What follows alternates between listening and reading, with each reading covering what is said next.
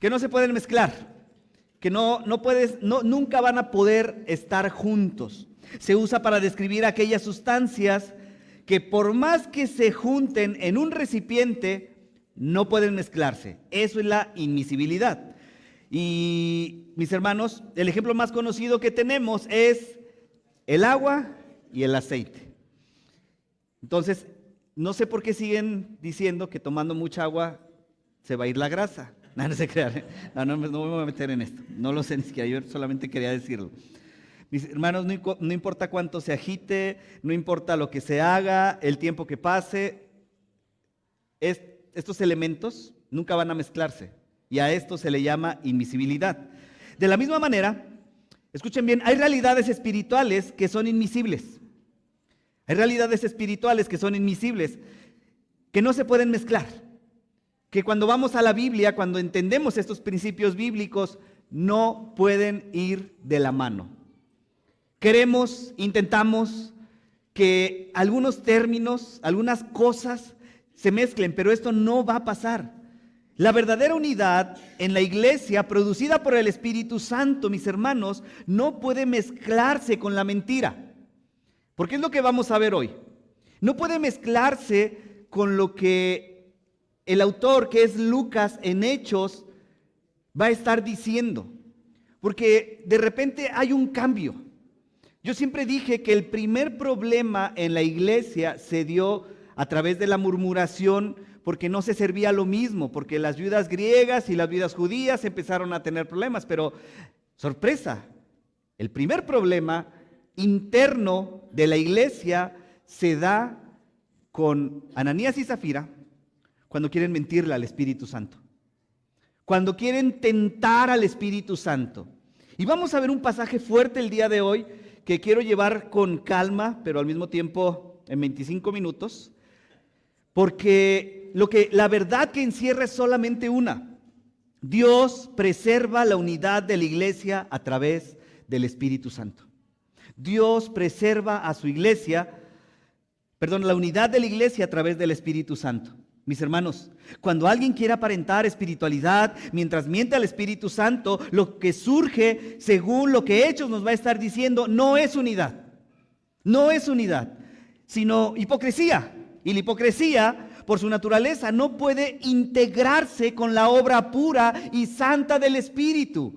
Cuando entendemos esto, es porque, otra vez, estas verdades son inmiscibles. No podemos decir que estamos unidos cuando la hipocresía está en nosotros. Son dos cosas que nunca van a ir de la mano. Ahora, voy a sentar una base. Todos los que estamos aquí somos una bola de pecadores. Y todos somos una bola de hipócritas para que nadie se sienta mejor que otro. Amén. Amén. Sabemos que estamos en un proceso, todos nosotros, de llegar a la estatura del varón perfecto, de apuntar a Cristo Jesús en la piedad. Pero mis hermanos, recuerden aún esta frase cliché: aquí no hay un museo de santos. Yo quiero cambiarle el nombre. Bueno, ahorita somos Iglesia Autista, ¿sí se han dado cuenta? Somos Iglesia Autista de la capital, pero quiero cambiarle y decir Reformatorio de la capital, porque todos los que estamos aquí estamos caminando hacia un crecimiento y nos estamos reformando.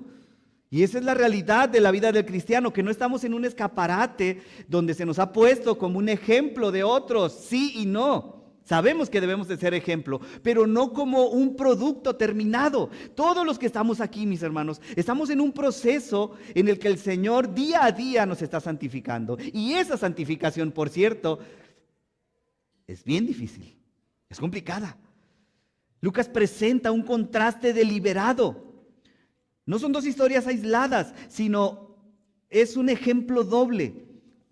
Primero nos muestra cómo luce una iglesia llena del Espíritu Santo, que es lo que dice en el capítulo 4, versículo 31. ¿Recuerdan cómo terminamos el domingo pasado? Y que Lucas termina diciendo esto: cuando hubieron orado, el lugar en el que estaban congregados, ¿qué sucedió?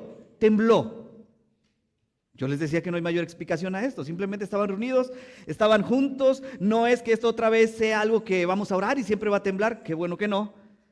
Pero después de eso, de que ellos en esta unanimidad, estando juntos, oraron, el lugar tembló. Dice que todos fueron llenos del Espíritu Santo y hablaban con denuedo la palabra de Dios. Todos están llenos del Espíritu Santo y vean qué produce esto. El siguiente versículo 32. Y la multitud de los que habían creído eran de un corazón y un alma, y ninguno decía ser suyo propio nada de lo que poseía, sino que tenían todas las cosas en común. Y con gran poder los apóstoles daban testimonio de la resurrección del Señor Jesús, y abundante gracia era sobre todos ellos. Dios persevera en la unidad de la iglesia a través del Espíritu Santo. ¿Sabes cómo? Número 1, produciendo una unidad sincera y generosa. Y esto es visible. ¿Cómo persevera la unidad Dios de la iglesia a través del Espíritu Santo? ¿Sabes cómo lo va a hacer? Produciendo unidad sincera. Y lo he dicho y me voy a cansar, tal vez, nunca me voy a cansar, perdón, de decirlo. Unidad no es pensar lo mismo. Unidad no es estar programados para hacer las mismas cosas. Dios no nos creó así. Unidad es saber a quién nos ha salvado, a quién servimos, mis hermanos, y por qué lo hacemos. Yo lo he dicho, el centro de todo esto es Cristo. No se trata de una religión. Sí somos una religión, tampoco se digan, ay, sí somos una religión, porque una religión es una serie de prácticas que hacemos. Pero, mis hermanos, no se trata de una filosofía. No se trata ni siquiera de una denominación. Tenemos que tener identidad, claro que sí. Se trata de Cristo y todo tiene que ver con Cristo. Una comunidad llena del Espíritu Santo tiene cualidades muy evidentes que no pueden negarse. Y ¿sabes qué? Una comunidad llena del Espíritu Santo no es una comunidad que visiblemente se revuelca en el piso, habla cosas sin sentido, hace un espectáculo sin restricciones. Eso no es la llenura del Espíritu Santo. Si tú vas a un lugar y te invitan diciendo, ven, en este lugar está el Espíritu, y ves a alguien dando vueltas de aquí para allá, alguien está hablando cosas sin sentido, alguien está diciendo cosas que apuntan más a una adivinación que a una profecía bíblica, mis hermanos, huye de ahí, por favor. ¿Sabes cómo nos dice Lucas que se ve la llenura del Espíritu Santo? Lo acabamos de leer. Produce unidad sincera, generosidad en los que están ahí, preocupación por otros. Tanto que un hombre que se llamaba Pablo, que le decían Bernabé, que era traducido hijo de consolación, vendió un terreno por la necesidad que había entre ellos. Vamos a ir para allá. Pero si tú vas a un lugar donde te dicen, aquí estamos llenos del Espíritu Santo, pero no hay piedad, no hay oración, no hay preocupación verdadera por las personas, ¿qué crees?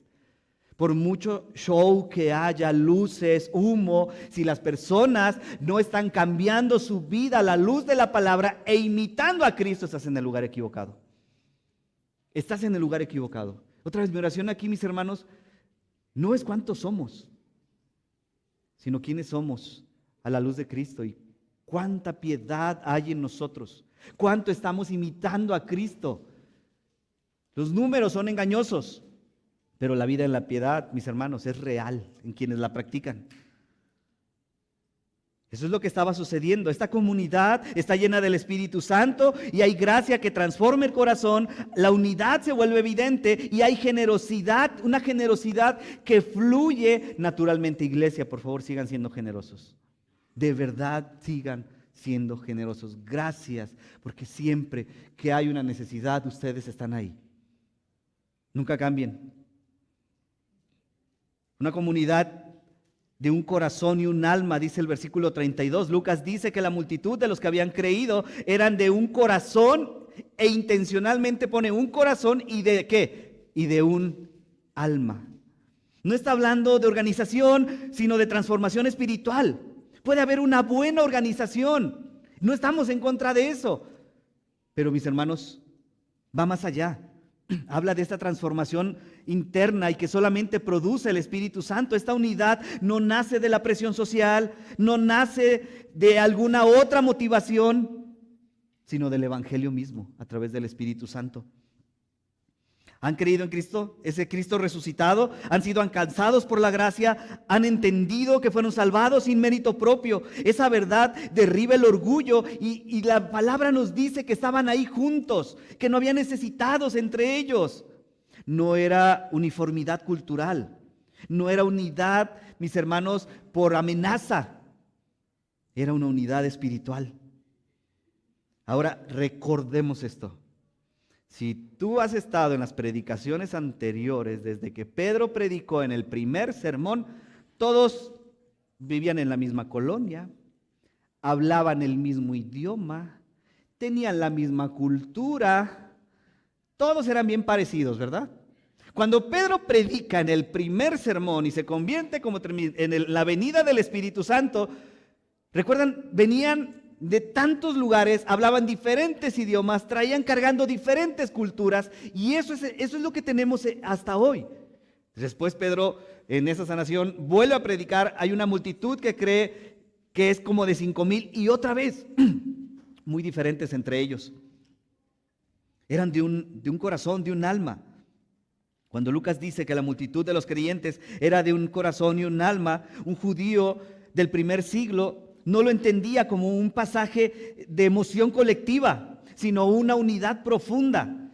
Aún recuerdan que en el Antiguo Testamento se nos manda amar a Dios con todo el corazón, porque este es el centro de las decisiones y pensamientos, pero también con el alma que representa el ser entero. Esta comunidad intencionalmente en una decisión estaban unidos, pero también en lo que sentían vivían en unidad, eran de un alma, de un corazón. Amada iglesia, si aquellos creyentes eran de un solo corazón y una sola alma, ¿sabes? No fue porque todos pensaran igual en todo, sino porque todas las cosas estaban, ¿sabes?, puestas para un mismo Señor que es Cristo. Para nosotros hoy eso significa que nuestra unidad no depende de preferencias, de edades, de trasfondos, sino de un corazón alineado con Cristo, sino de entender quién es Cristo. Hasta que nosotros pongamos nuestros ojos en Cristo, vamos a ver la unidad no como algo imposible o utópico o ilusorio, sino como una realidad que necesitamos vivir, sino como algo en lo que tú y yo necesitamos intencionalmente participar. Dios no nos salvó otra vez para ser llaneros solitarios. Dios no nos trajo de esta condición de muerte para vivir aislados. El Señor nos ha salvado para vivir en comunidades donde podamos ser pastoreados, amados, donde podamos rendir cuentas, donde podamos ser intencionalmente probados por el Señor y ser moldeados a su imagen. Cuando ponemos a Jesús en el centro, nuestras diferencias dejan de dividirnos y comienzan a enriquecernos. Solo cuando Jesús está ahí, lo que puede dividirnos, separarnos, hacernos enemigos, se vuelve una bendición en Cristo. Ellos tenían una nueva relación con las posesiones. ¿Qué dice el versículo 32 al 35 en la parte B? Voy a empezar a leer. Y la multitud de los que habían creído era de un corazón y un alma. Vean lo que dice. Y ninguno decía ser suyo propio nada de lo que poseía, sino que tenían todas las cosas en común. Y con gran poder los apóstoles daban testimonio de la resurrección del Señor Jesús, y abundante gracia era sobre todos ellos. Así que no había entre ellos ningún necesitado, porque todos los que poseían heredades o casas las vendían y traían el precio de lo vendido y lo ponían a los pies de los apóstoles, y se repartía a cada uno según su necesidad. Ninguno decía hacer suyo propio nada de lo que poseía, dice el pasaje. No significa que dejaron de tener propiedades, eso no es lo que dice el texto, sino que de lo que ellos tenían, ¿qué hacían? Apoyaban a los que tenían menos o a los que no tenían nada. ¿Sabes? Significa que dejaron de aferrarse a ellas como algo propio. ¿Cuándo vamos a entender que tú y yo le pertenecemos a Cristo? Que tú y yo hoy nos debemos a Cristo. Que tú y yo hoy hemos sido tomados como siervos, como amigos, lo que leímos al principio, como hijos de Dios. Y que, ¿sabes? Él nos salvó para ser su propiedad. Escucha bien esto, la gracia no cambia la manera de ver el dinero. La gracia no cambia la manera de ver el dinero. Y al mismo tiempo la gracia cambia la manera de ver el dinero. ¿Por qué digo esto? Mis hermanos, La gracia no cambia la manera de ver el dinero, porque es dinero, entendemos eso, todos lo necesitamos. Se trabaja para eso, nos esforzamos para ahorrar. Yo soy muy malo en eso, pero ustedes que son buenos ahorrando, el dinero es dinero y es moneda. Aún cuando fueron con Jesús, ¿qué le mostraron para tentarlo? Una moneda. ¿Y qué dijo Jesús? Dad a César lo que es del César, o sea, paguen sus impuestos. Eso sí deben declarar, no andar declarando que son libres. Declárenle al SAT.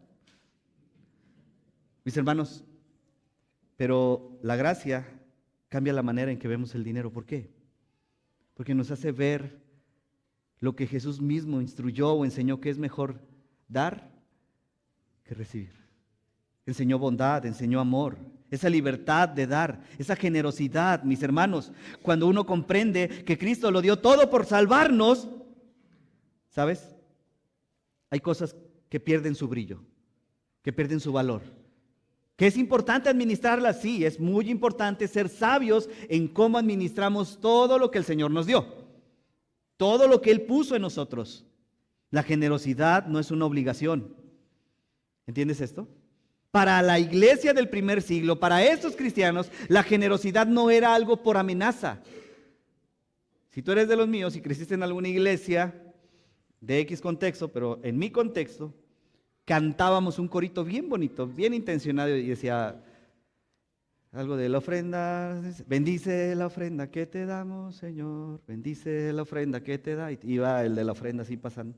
Bendice la ofrenda que te damos, Señor. Pero luego decía, si tú le das $1, Dios te da 2. Yo decía, pues voy a dar 1,000 para que Dios me regrese 2,000. Ese canto era bien intenso, mis hermanos. La generosidad no es obligación. Uno de Dios, Escúchame bien, Dios no tiene ninguna obligación de bendecirte. Dios no tiene ninguna obligación de darte nada. ¿Entiendes eso? Me han escuchado orar y con cuidado cuando oro, siempre digo, mi corazón, Señor, mi petición es que tú sanes, que tú añadas, que tú des. Pero siempre voy a orar que se haga tu voluntad y no la mía, aunque me cueste mucho trabajo. Aunque mi anhelo, mi esperanza, mi emoción sea que tú hagas algo. Sé que Dios lo puede hacer para mí, sé que Dios puede hacer todo. Pero también es soberano y responde de diferentes maneras. Sí, no, espera. Que el Señor puede hacer lo que Él quiere. Y en eso también es una respuesta soberana y hermosa de Él. Pero esa generosidad no es obligación, no es por amenaza, no es porque Dios te dé. Quisiera decirles hoy, vamos a pactar, mis hermanos, vamos a pactar y vamos a sembrar para la obra. No, mis hermanos, no necesitamos sembrar nada con Dios. Necesitamos entender que esa generosidad no es obligación, es una respuesta a la gracia que ya hemos recibido, porque Dios nos dio todo, nos dio a su Hijo, lo mejor, lo más grande de todo el universo. El versículo 33, ¿sabes?, nos lleva a pensar, dice el versículo 33, y con gran poder los apóstoles daban testimonio de la resurrección del Señor Jesús, y abundante gracia era ¿qué? Sobre todos. Había gran poder en el testimonio, pero había grande gracia. ¿Cómo lo podemos entender? Que esta gracia era visible, era algo que se veía en la multitud de los que habían creído. Esta unidad hacía ver la gracia, mis hermanos, que había dentro de la iglesia. Y por favor, iglesia, sigamos viviendo en esta gracia, en este favor inmerecido, entendiendo que lo que hacemos es en respuesta a haber sido salvados. Por favor, iglesia, defendamos la libertad que tenemos en Cristo. Defendamos que el Señor nos ha hecho libres. Es triste de ver cómo hemos podido caminar en esta gracia.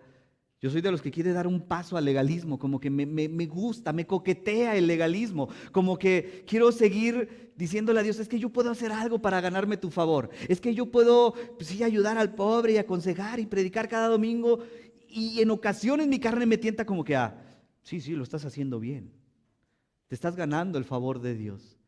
Y el Señor me vuelve a quebrantar y decir, es gracia, solamente es gracia. No puedes hacer nada, absolutamente nada, para que Dios se complazca de ti. Y no puedes hacer algo tan malo para que Dios no decida salvarte.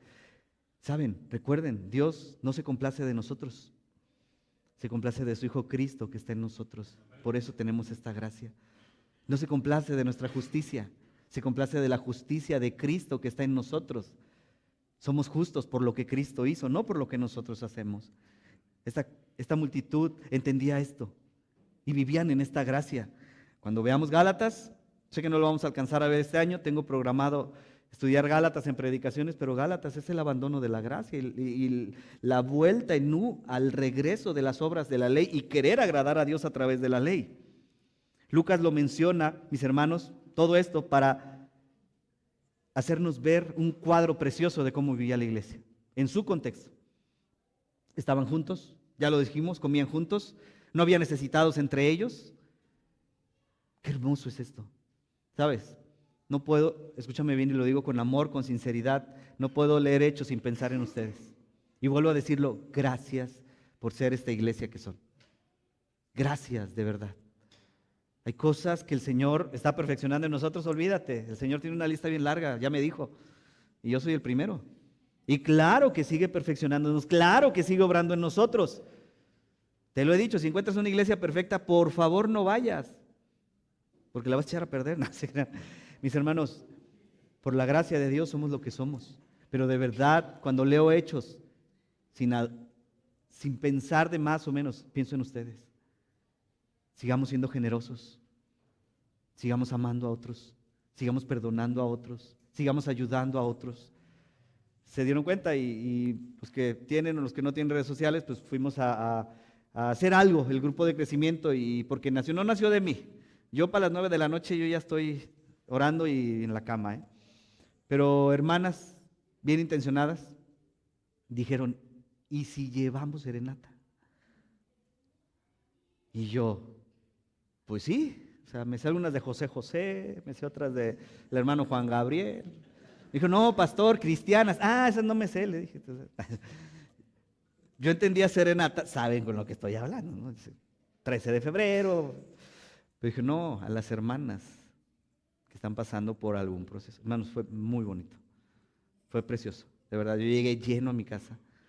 O sea, llegué pensando, Señor, gracias porque, o sea, veo cómo tú intencionalmente pones en personas algo que a mí no se me ocurre. Y qué bueno, porque para eso somos un cuerpo, para eso somos diferentes. Para eso Dios pone un corazón en cada uno de nosotros que late de manera muy diferente entre todos nosotros y nos hace ser esto que somos. Y de verdad, iglesia, sigamos así, aún más, creciendo. ¿No somos perfectos? Por favor, el único perfecto aquí está. O sea, Jesús. ¿Por qué se ríen? O sea, les digo que ustedes piensan mal de mí. Hay un ejemplo concreto. ¿Cuál es el ejemplo de esto que acabamos de decir que Lucas nos da? Bernabé. Bernabé era, bueno, se llamaba Bernabé dice, entonces José, a quien los apóstoles, entonces José, a quien los apóstoles pusieron por sobrenombre Bernabé, que traducido es hijo de consolación, levita natural de Chipre, como tenía una heredad, la vendió y trajo el precio y lo puso a los pies de los apóstoles. Ese es el ejemplo, mis hermanos, vivo. Lucas nos platicó cómo vivía la iglesia, lo que estaba sucediendo, que vendían sus heredades. Y ahora, ¿qué hace Lucas? Les voy a dar un nombre. Y Lucas no tiene empacho en decir, este hombre llamado, o que le decían Bernabé, Bernabé de Chipre, pero da un dato más. ¿A qué se dedicaba Bernabé? José. ¿Qué hacía él? Él era un levita. Si vamos un poquito atrás en contexto, porque Lucas está poniendo esto intencionalmente. ¿Qué no podían tener los levitas? Los levitas no podían tener heredad. Vivían de lo que les daba a la gente que servían. No me pregunten por qué este hombre tenía una heredad. Eso no nos dice Lucas. Lo impresionante es que él no podía tener o no era natural que tuviera una heredad. ¿Y qué crees que hizo? Lo que tenía, lo vendió y lo dio a la iglesia. ¿Entiendes? Por eso todo lo que Lucas intencionalmente nos está diciendo, que alguien que en medio de tal vez no poder tener o no tener una heredad y que la tenía, que pudo haber sido un logro extraordinario, grande, que un levita tuviera una heredad, ¿qué hizo? La vendió y la puso a los pies de los discípulos. ¿Para qué? para ayudar a los necesitados. Esa es la parte viva de este pasaje. Yo lo digo de esta manera. El hijo de consolación se le llamó así. ¿Sabes por qué? Porque estaba consolando la vida de otros a través de lo que él podía hacer. Vamos a seguir leyendo acerca de Bernabé en el libro de los Hechos. Pero lo primero que hace Bernabé aquí, como se nos presenta Bernabé, diciendo lo que él tenía, lo dio. Apoyó a otros. Bernabé, mis hermanos, es el primer ejemplo que Lucas nos pone. Bernabé no se aferra a un privilegio religioso ni a una identidad pasada, sino que vive su consagración a Dios de manera correcta, su servicio a Dios de manera correcta, su vida de manera correcta, porque es generoso con los que están a su alrededor, con la comunidad cristiana. Lo que él era, ¿sabes? Se ve con lo que hace. Y eso es justamente lo que Lucas nos está diciendo. La iglesia era generosa, la iglesia estaba unida, la iglesia vendía sus propiedades. Y te voy a decir un nombre, ese nombre era Bernabé. Bernabé lo que hizo, siendo un levita natural de Chipre, lo que hizo fue vender su heredad, vender su propiedad y darla a los pobres. La verdadera identidad, mis hermanos, del creyente en Cristo, siempre va a ser generosa. Siempre va a ser generosa. Y no estoy hablando solamente de recursos, de tu tiempo, de tu vida, de tu esfuerzo. Nos tocó a nosotros el último estudio en el grupo de crecimiento, la lección 12, si no me equivoco. Y cuando yo la repasaba en casa decía, porque la lección era saludaos unos a otros, ¿y cuál era el otro? Y exhortaos unos a otros. Hospedaos, sí, gracias, hospedaos. Lo primero yo dije, ¿cómo que saludaos? O sea, ¿cómo que saludaos? Hermanos, la lección me dio una trapeada. Decíamos en nuestro grupo, un saludo es siempre la primera impresión y es algo muy importante aún en la diplomacia, aún en los políticos y todo. El saludo, como tú mandas un correo, como tú haces algo, el saludo que es lo primero que lees o lo primero que se ve. Decíamos en nuestro grupo de crecimiento, mis hermanos, la primera cosa que debemos hacer bien, ¿cuál es? Saludar. Saludar. Se nos olvida ser cortés, se nos olvida ser amables, se nos olvida ser intencionales con personas que no sabemos qué es lo que traen, que no sabemos cuántas cosas vienen cargando. Y tu saludo puede ser un saludo que rompa con muchas cosas y que abra la puerta a una comunicación afectiva, a algo de verdad que marque la vida de alguien. Pero Lucas no se queda ahí. ¿Qué crees que hace? Lucas ahora nos presenta la parte B. ¿Conocen la historia? Dice ya en el capítulo 5, pero cierto hombre llamado Ananías, con Zafira, su mujer, vendió una heredad y sustrajo el precio, sabiéndolo también su mujer, y trayendo solo una parte, lo puso a los pies de los apóstoles. Y dijo Pedro, Ananías, ¿por qué llenó Satanás tu corazón para que mintieses al Espíritu Santo y sustrajeses el precio de la heredad? Reteniéndola, ¿no se te quedaba a ti y vendida no estaba en tu poder? Vean la pregunta, ¿por qué pusiste esto en tu corazón? ¿No has mentido a los hombres, sino a Dios? Al oír Ananías estas palabras, cayó y expiró, o sea, murió. Y vino un gran temor sobre todos los que lo oyeron. Y levantándose los jóvenes, lo envolvieron y sacándolo lo sepultaron. Pasando un lapso como de 3 horas, sucedió que entró su mujer, no sabiendo lo que había acontecido. Entonces Pedro le dijo, dime, ¿vendisteis en tanto la heredad? Y ella dijo, sí, en tanto. Y Pedro le dijo, ¿por qué convenisteis en tentar al Espíritu del Señor? He aquí, a la puerta a los pies de los que han sepultado a tu marido, y te sacarán a ti. Al instante cayó a los pies de él y expiró. Y cuando entraron los jóvenes y la hallaron muerta, y la sacaron y la pusieron junto a su marido. Y vino gran temor sobre toda la iglesia y sobre todos los que oyeron estas cosas. ¿Sabes? aquí se quería poner algo muy, muy intencional. Mostrar la gravedad de atentar contra la unidad de la iglesia. Pero no solamente eso. Escucha bien, no atentamos en sí contra la unidad de la iglesia, porque estamos diciendo que quien produce la unidad en la iglesia, ¿quién es? Es el Espíritu Santo. Y fue justo lo que Pedro le estaba diciendo primero a Ananías y luego ¿a quién? A Zafira. La pregunta no fue, oye Ananías, o el reclamo no fue, ¿no te costó más el terreno en sí? Es ¿por qué tentaste al Espíritu Santo? ¿Por qué mentiste al Espíritu Santo?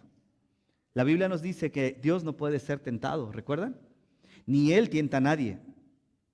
Mis hermanos, la hipocresía que invade el corazón divide siempre cualquier comunidad, y lo vamos a ver en el libro de los Hechos adelante, y en algunas ocasiones que no quisiéramos que estuvieran ahí, pero que son realidades que suceden. Pero también esto debemos entender, que sin decírtelo como amenaza provoca el juicio de Dios. Porque no estamos, recuerden, no estamos atentando contra una persona. Estamos atentando contra lo que Dios ha establecido, su iglesia y el Espíritu Santo que mora entre nosotros. Sabemos cómo Dios trata a quienes atentan contra el Espíritu Santo. El contraste es inmediato. Después de que Bernabé, ¿sabes?, da lo que tiene, ahora aparece Ananías y Zafira, pero ellos aparentaron hipócritamente vender el terreno, pero quisieron quedarse con parte de esto. Venden su heredad, pero lo hacen externamente, y no se trata del precio, no se trata de cuánto se quedaron, se trata de la intención del corazón. Te digo algo, siempre que leemos que David era el hombre conforme al corazón de Dios, nos emocionamos. Pero tienes que entender que cuando la Biblia dice esto, ese hombre conforme al corazón de Dios, cuando Dios vio su corazón, ¿qué crees que vio en David? Lo bonito, la fortaleza, no, vio todo, lo más retorcido que había ahí. Y cuando yo mucho tiempo escuchaba aún predicaciones de Dios conoce tu corazón, y decía, ay, qué padre. Pero cuando fui creciendo y entendí que Dios conocía mi corazón, dije, wow, estoy en serios problemas. Porque Dios conoce, y decimos que del corazón, según los hebreos, sale todas las intenciones. ¿Sabes? Dios conoce tu corazón. Dios conoce tu corazón. Y debes estar en paz con eso, o debes estar muy preocupado con eso. Pero velo a través de la gracia. Dios conoce tu corazón. Por eso, mis hermanos, Él no nos deja como somos. Por pura gracia, sabe que somos un peligro para nosotros mismos. Él conoce nuestro corazón. Pero cuando yo entiendo eso, digo, Señor, tú conoces lo más retorcido de mí, los recovecos más oscuros de mí. Y lo que a mí me impresiona es que Él decidió amarme y salvarme. Recuerden que Dios no solamente ve como tú y yo vemos el tiempo, porque Dios habita en la eternidad. Dios ve todo. No habita en el cronos, está en el kairos. Y Él vio lo que hice, lo que estoy haciendo, y ¿qué crees que vio? Todo lo que voy a hacer. Y en medio de eso decidió salvarme. Y no sé por qué. Yo siempre digo que ahí en los currículums el mío se le traspapeló. Como que el mío iba para trapear la iglesia y así se cayó de la bandeja. Dijo, y caí en predicador. No sé por qué. Sigo sin entenderlo, pero es gracia. Es lo único que tengo para responder. Pedro aclara algo fundamental. No estaban obligados a vender. No estaban obligados a dar todo. Pero ¿sabes? El pecado no fue dar menos, fue fingir. Y más allá fue tentar, probar, mentir. ¿A quién? Al Espíritu Santo. Mis hermanos, quiero decirte que esto no es normativo. No tengas miedo. No es normativo. Hoy los creyentes no van a caer fulminados cuando tú y yo mintamos y que sabemos que mentimos al Espíritu Santo. Eso no es normativo. Gracias a Dios por esto. Porque si hoy tú y yo viniéramos y hubiéramos pecado y hubiéramos mentido a Dios, ¿qué crees? El único que estaría aquí, ¿quién es? Díganlo sin pena. El Espíritu Santo, no yo, no. Porque de los que estamos aquí, ¿qué crees? Desde el más grande, no voy a señalar a nadie, hasta el más pequeño, necesitan de Jesucristo. Tus hijos, cuando tienen conciencia del pecado, ¿qué crees? Comiénzales a predicar el Evangelio de Jesús. Hermosos, guapos, preciosos, pero ellos necesitan de Cristo cuanto antes, porque se vuelven conscientes del pecado. Ananías cae muerto, luego Zafira confirma la mentira y también cae, y el texto no suaviza el evento. ¿Por qué es tan severo? ¿Sabes? Porque estamos hablando del nacimiento de la iglesia. Dios está estableciendo que su pueblo es santo y que Él ha derramado a su Espíritu y que es una realidad que el Espíritu mora en ellos. Y recuerda, el Espíritu Santo es Dios y es Dios con todo el poder, autoridad y soberanía.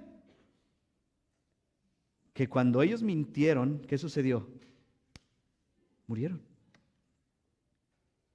El resultado no es caos, es temor. Vino, dice la palabra, un gran temor en toda la iglesia. No es pánico, es reverencia. Es saber, mis hermanos, que lo que estamos creyendo, lo que estamos siguiendo, lo que estamos hablando, ¿qué crees? Es real. Y yo espero que no necesitemos que alguien de nosotros se muera para saber que seguimos a un Dios real y que su Espíritu Santo, ¿qué crees? Está entre nosotros. Mora en nosotros. Porque esto es real. Esto no es un cuento de hadas. Tenemos un Dios poderoso. Yo te he dicho, por favor, quítate la imagen del Diosito de barba larga, un viejito bonito, y al Jesús europeo de las películas de Semana Santa que hablaba, Jesús, hijos míos, y le volaban así los caireles. Seguidme todos. Ponían ahí, mis hermanos. Tenemos un Dios poderoso. Tenemos un Dios santo. Tenemos un Dios que para Él no hay nada imposible. Tenemos un Dios grande, fuerte y temible. Y ese es el Dios que seguimos. Y es lo que la iglesia, como base y en principio, tenía que entender. Esto es real. Por eso lo que ocurrió con Ananías y Zafira no es un hecho normativo ni regulatorio. No es algo que tenga que suceder para la vida ordinaria de la iglesia. Es decir, no establece una regla permanente de que cada pecado será castigado con muerte inmediata. Fue una intervención extraordinaria de Dios en un momento extraordinario, pero fundamental de la iglesia. Un juicio ejemplar mediante el cual el Señor afirmó que Él está en medio de un Dios, de un pueblo santo y que requiere santidad de los suyos. Simplemente lo que Lucas nos hace ver, y estoy terminando, es un contraste.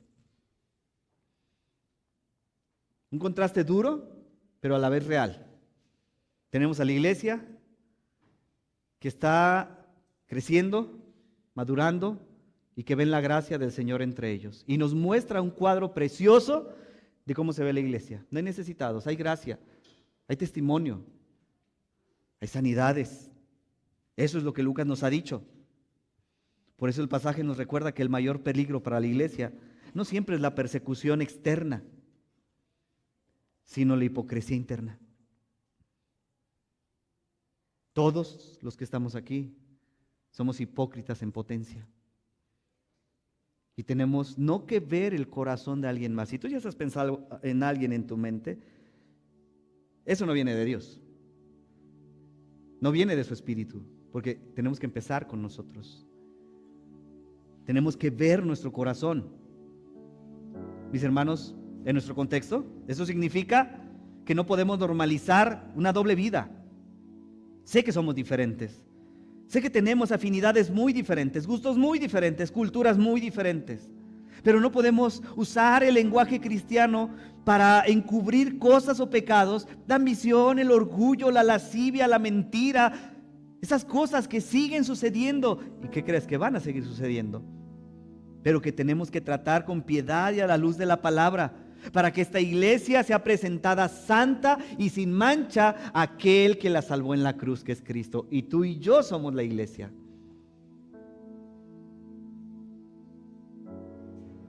El temor que surge en Hechos 5 no es un miedo que paraliza, no es una fobia, sino saber que lo que a quien seguimos, servimos y nos ha salvado es real. Mis hermanos, Él es quien nos incomoda cuando algo no está bien. quien trae la luz a esas áreas grises de nuestra vida, quien nos muestra dónde estamos aparentando. Hipocresía es ponerte máscaras. Es como alguien que sale en una obra de teatro y va cambiando su rostro, mudando su rostro a través de máscaras. Pero esto nos llama no a sentirte mal. Yo no busco que nadie se sienta mal aquí, o que le duela la panza por el remordimiento.